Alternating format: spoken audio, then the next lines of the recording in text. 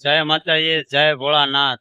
હું છું દર્શન પરમાર, ગઢડા સ્વામીના યુટ્યુબ ચેનલમાં આપનું હાર્દિક સ્વાગત છે। અને હું અત્યારે લક્ષ્મીવાડીમાં આવી ગયો છું અને લક્ષ્મીવાડીમાં નવો નજારો બનાવ્યો છે, નવો ગેટ બનાવ્યો છે, જોઈ રહ્યા છો તમે। અને અંદર ઘણી પણ નવું બનાવ્યું છે, એ તમને ઇતિહાસ જણાવીશું અને તમને ઇતિહાસમાં શું અંદર બનાવ બન્યો, શું અંદર બનેલું, કઈ રીતના ભગવાન આયા અને ક્યાં જગ્યાએ બેઠા હતા, તો હાલો તમને ત્યાં લઈ જાઓ અને વિડીયામાં તમે પૂરો જોઈજો અને હાલો તમને ત્યાં લઈ જાઓ।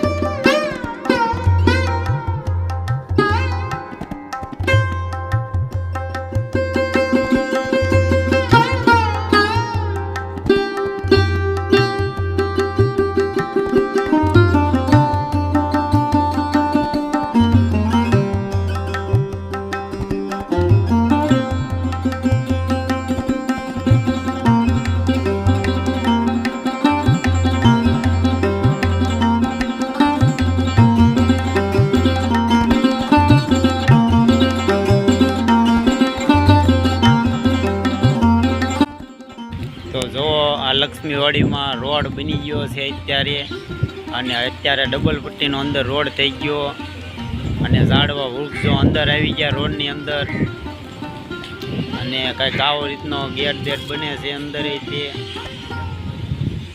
અને ઝાડવા જો અંદર વ્યા છે અને રોડ બોર્ડ બની ગયો છે અને ગેટે કમ્પ્લીટ થઈ જવાનો છે। તો હાલો આપણે અંદર જઈ અને વિડીયામાં બની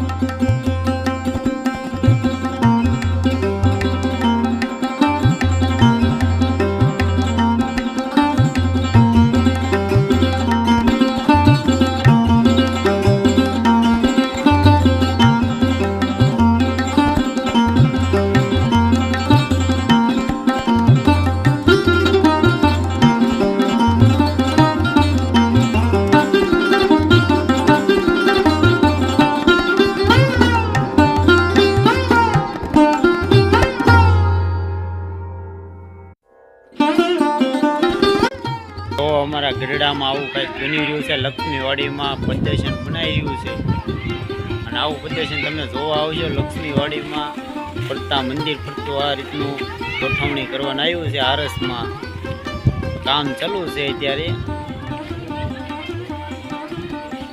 આવું ફરતું બનાવવાનું છે અને મોટું મંદિર બનાવવાનું છે લક્ષ્મીવાડીની અંદર છીએ આપણે।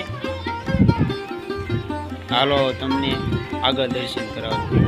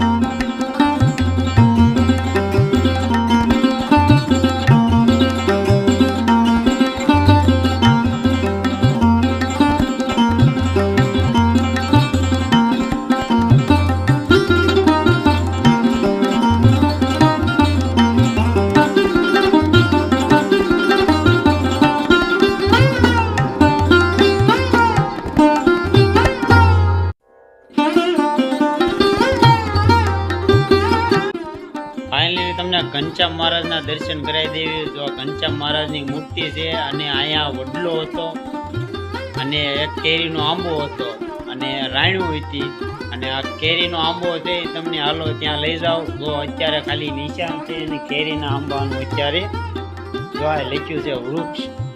આ કેરીનો આંબો હતો, આના ટેકે ભગવાન બેહતા હતા અને એ આંબાનું નિશાન હોત છે. હાલો જો આ આંબો હતો. હવે એનો તમને ફોટો પણ દેખાડું.